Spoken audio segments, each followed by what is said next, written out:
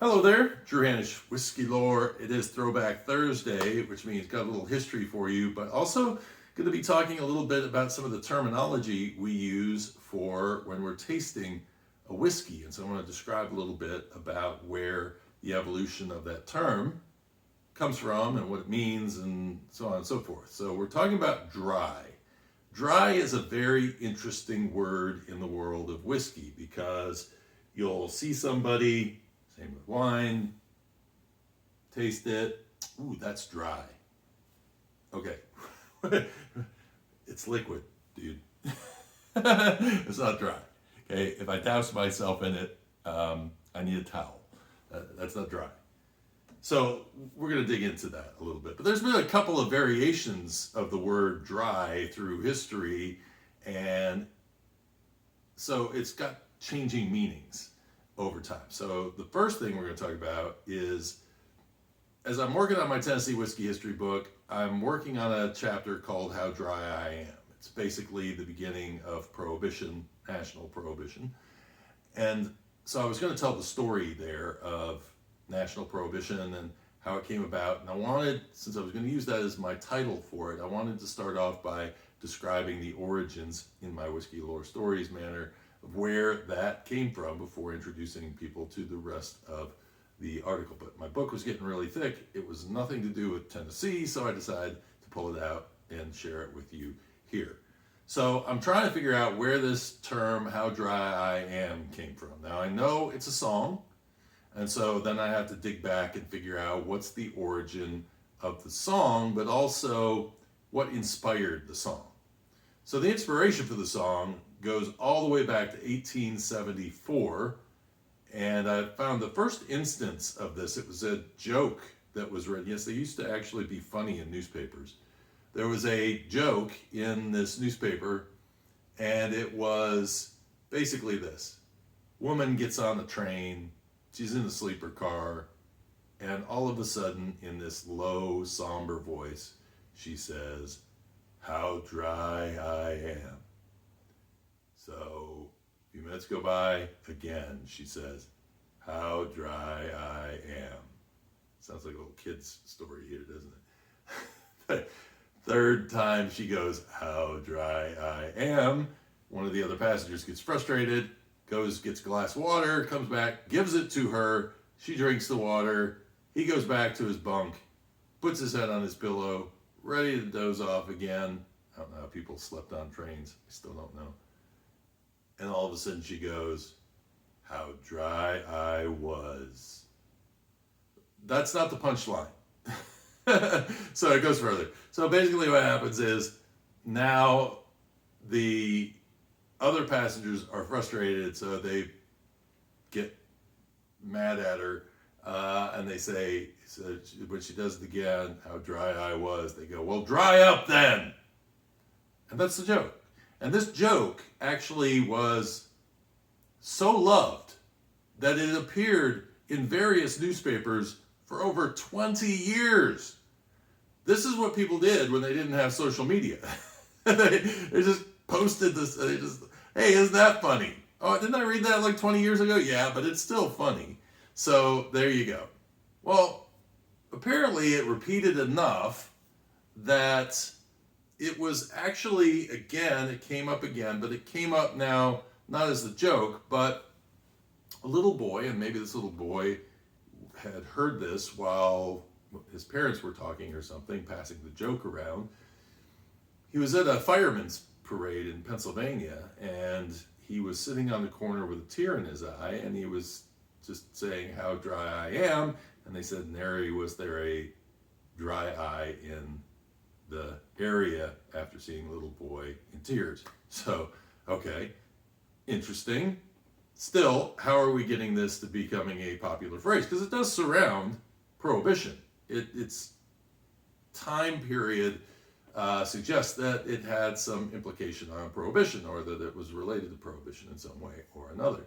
So then the next time it shows up is 3 years later in a Falls River, Rhode Island newspaper, where they're talking about Sunday dry laws. So this is now relating the idea of a dry law or a dry politician, which is to say, no alcohol.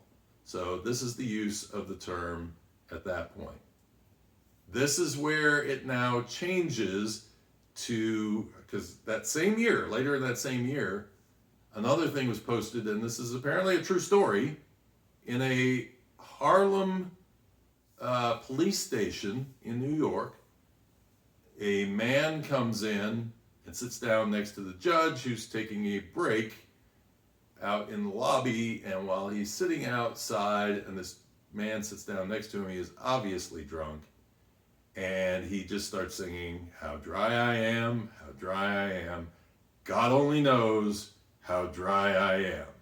And we're just assuming that this is following the, can't really tell in the newspaper what the melody is that he's singing, but assuming this is where this comes from. And so the judge basically fines him $5 for public drunkenness. And what I'm thinking is that this guy missed out on a lot of royalties because in 1919, the Ziegfeld Follies included the song, "How Dry I Am," and those were the words. So anyway, so this is talking about dry, and this is something that I cover a lot. Actually, spell check was driving me crazy because I'd have to talk about the dries and the wets, and this was talking about politicians. Politicians were either dry, meaning they were prohibitionists or temperance people, or you were an anti-prohibitionist, you were a wet, which meant that you were for alcohol, not against alcohol. So you had wet newspapers, okay? You didn't have to fling them and dry them off, but a wet newspaper was basically a newspaper that was touting, yes, back then they were just as biased as they are now. They were actually confusing then because sometimes the wet dry thing was crossing over the Republican Democrat thing, so it was really confusing for a while. And it was interesting actually too to watch newspapers go from wet to moist to dry, and then after Prohibition quickly get wet again. So it's just fun stuff anyway. So that's basically the early concept of dry. Now, we also get dry out of wine. So wine tasters have this thing about talking about dry wines. Dryness usually tends to show up on the palate on the finish. There's very few times I've ever in fact, I was looking through my old notes trying to find a dry whiskey, something that I said at the end was dry, and I know I have them. But on the nose, I don't really tend to nose dry. And on the palate, when it first hits your mouth, there's a lot of liquid on your mouth, so you're not thinking dry. But then as it starts to fade away, that's usually when this concept of dry shows up. Now there's two different ways that dry is used. There's the dry feeling, and then there's the dry flavor. Now a dry feeling is something that comes from tannins. When you are tasting an older whiskey, one that is, or one that's been aged in European oak, there's a lot of tannins in European oak, and so you'll get this kind of dry feeling on your palate when it goes away, when it's to the finish, and it's like, it feels dusty kind of thing. And that sometimes I will say dusty instead of saying dry. So that's one concept for dry, but that's not the popular way that the term dry is used in whiskey and wine.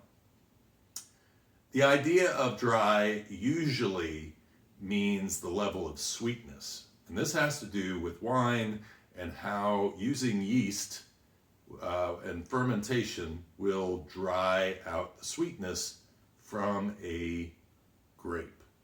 And there are yeast strains that are more aggressive at killing off the sweetness than others. So you will have particular wines. A great example is Beaujolais, because Beaujolais, when you smell it, it's so sweet and fruity. But when you taste it, it is like a desert in terms of dry. I mean, it's just no sweetness there whatsoever, and you're probably picking up some tannins as well, so you're getting a 2 for Tuesday on that one. So this is really kind of the idea of dry. And so Glendronach 12 is not dry to me, but Glendronach 15 is drier. In other words, once it gets to the finish, a couple more years age on it is enough for it to start to dry out, plus the use of European oak on the whiskey will make a difference. So when you hear people say dry in whiskey, it can mean a lot of different things, but primarily it's going to mean the amount of sweetness. And I don't know of a lot of dry bourbons, but something to keep in mind is that sometimes tannins from American oak hit early. So when it just starts to age, and you want to age to a certain point where those tannins start to break up, and you're starting to get more of the vanillin and, you know, getting those caramel and vanilla flavors in there, and you're pulling away from that oakiness that you get sometimes, kind of the aggressive side of the oakiness. Not to say that it's an oaky whiskey, but there's just some flavors that come out of that barrel that need to mature enough, and that's when we say it's kind of a young whiskey, and that might create a little bit of a drying effect as well on the palate when you first start in a bourbon. But after time, if it's been in there for a decent amount of time, then usually bourbon is going to be sweet. I can't think of a dry bourbon. If you can tell me of a dry bourbon, tell me of a dry bourbon. I know I have tasted one before. I think that E.H. Taylor was kind of dry, if I remember, on the finish, on the very finish. So maybe wheated whiskeys have a little bit more of a dry character. I don't know on that one. So that's going to be left up to you to find me a dry finish bourbon that you can list below. I hope this has been interesting, entertaining, educational, because it's what I always try to strive for as much as I possibly can. Thought I'd leave you with that for the weekend so that you can kind of mull over it.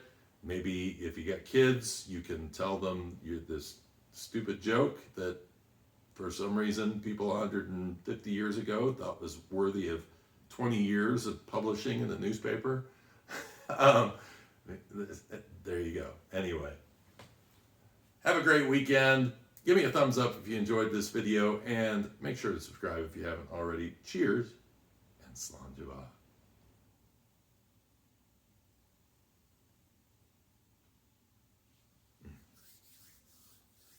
Not dry.